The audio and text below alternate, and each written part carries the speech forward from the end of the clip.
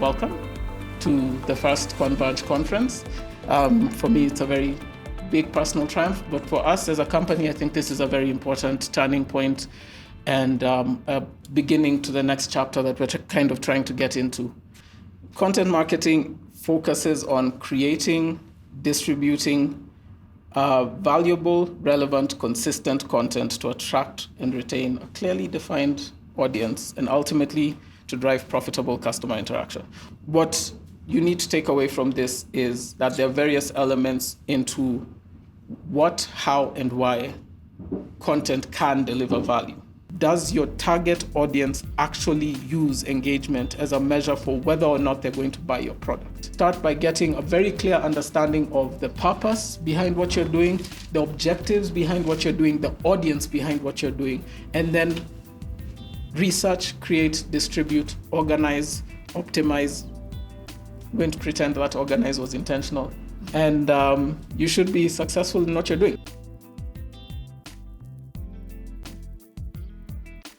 Various trend reports, one of the things that stood out is that, and I think Cedric has said it really well, we are not the customer. So I am not the customer. In fact, that is, I think, Mark Ritson, a famous marketing professor, one of his laws that often the client or the marketing agency leader, director, person tends to use their individual judgment, and that's one of the first rules. When you join marketing, you're no longer like your client because you get paid to see this brand a certain way.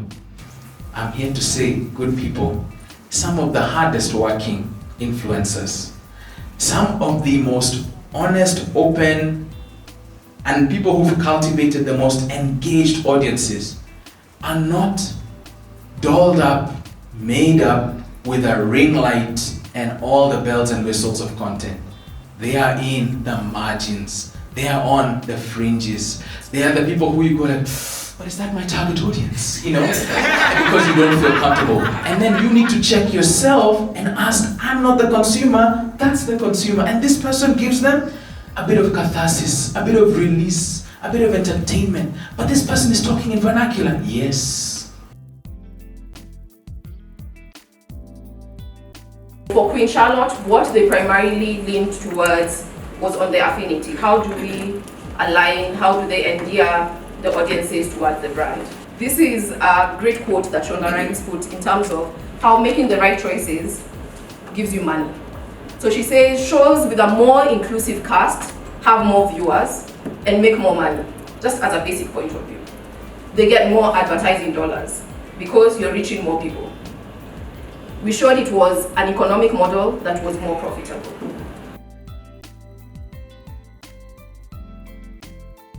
As part of making her the hero, Cortex gave her, women, a platform to express themselves, a platform to celebrate themselves, but also a platform to be vulnerable.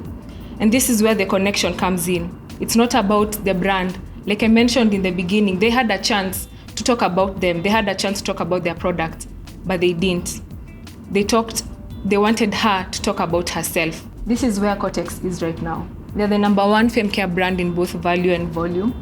They have grown their pages over the years from starting from zero to where they are right now.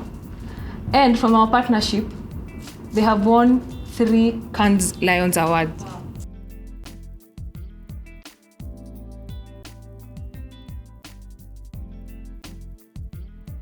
Simple question. What is a vanity metric and what is an actual metric to you? Not everything that can be measured is meaningful. Followers are a vanity metric.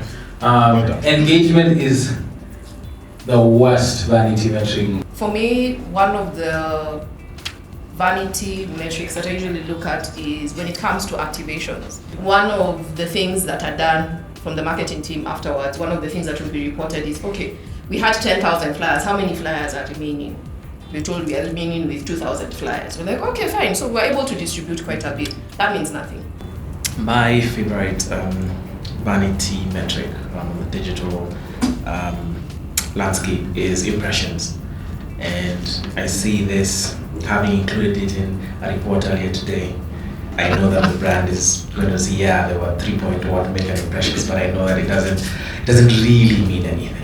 Ultimately, for me, the quality metric, or at least the way I look at it on my platform, is the number of actual people, the community that's been built, the buy-in that is there, the loyalty that is created, because those are the people who long-term will give you the conversions that you need.